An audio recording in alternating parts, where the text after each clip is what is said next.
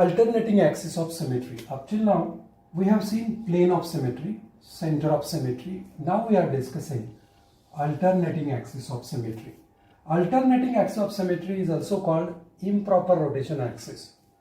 What to do? We have to consider one axis passing through the center of this molecule, any molecule.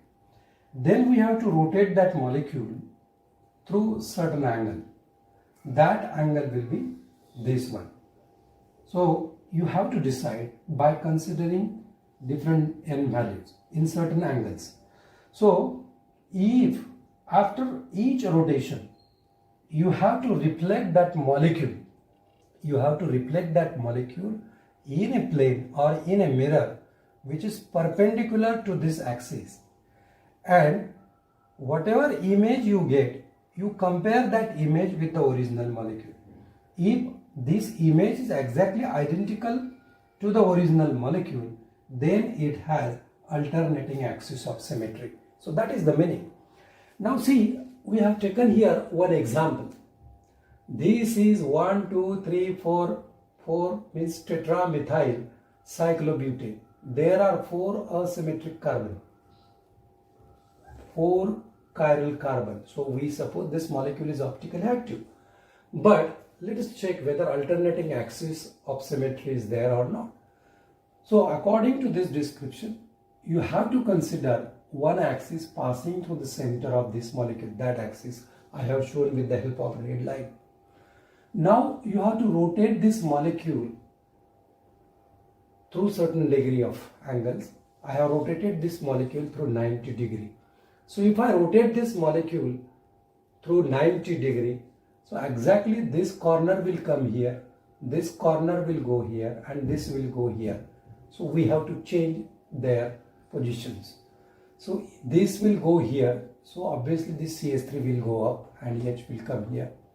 This will go here. So we have to draw H and CS3 here. Then this will move here. So because of that, H and CS3 will move here. So after that rotation, I have considered here one mirror, which mirror is actually perpendicular to this axis. And if I observe this molecule here in this mirror, obviously whatever groups are here, whatever groups are toward downside, that will go up. So because of that, this carbon is exactly this carbon is this carbon, and similarly this and this. So whatever groups are attached on this respective carbons, so the down group will go up in the mirror image and CS3 will go down. This CS3 will go up and this will H will go down. Similarly here and here, you can observe here. Now once that image is formed in the mirror, then you have to compare this image with the original molecule. If I compare this with original molecule, I got identical molecule. That means after rotating this molecule and reflecting in the mirror, I get this original molecule. That means this molecule is having alternating axis of symmetry. One simple formula is given.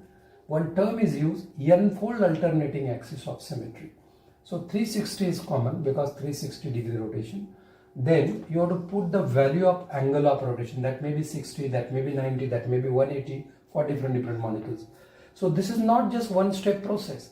You have to rotate that molecule till reaches to 360 degree.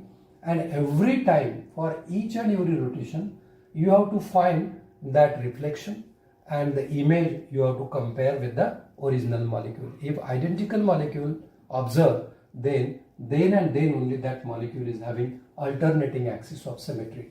And to calculate n-fold alternating axis of symmetry, we have to put that value here. If it is for this molecule, I put here value 90, and that will come 4. So this molecule having 4-fold axis of symmetry, alternating axis of symmetry, 4-fold alternating axis of symmetry, or that is ES4. So this is this molecule. Because of this, although having 4 chiral carbons, this molecule is optically inactive because of alternating axis of symmetry. One more symmetry element is there if you observe carefully. I can cut this molecule diagonally by considering these two corners, and you can observe this half is exactly mirror image of another half. So there is a plane of symmetry. Even you can cut this molecule through this diagonal, and you can see this half and this half are exactly mirror images of each other. So along with alternating axis of symmetry, there is plane of symmetry present in this molecule, and because of that, this molecule is optically inactive although having 4 chiral carbon. So this is all about elements of symmetry and optical activity. Thank you.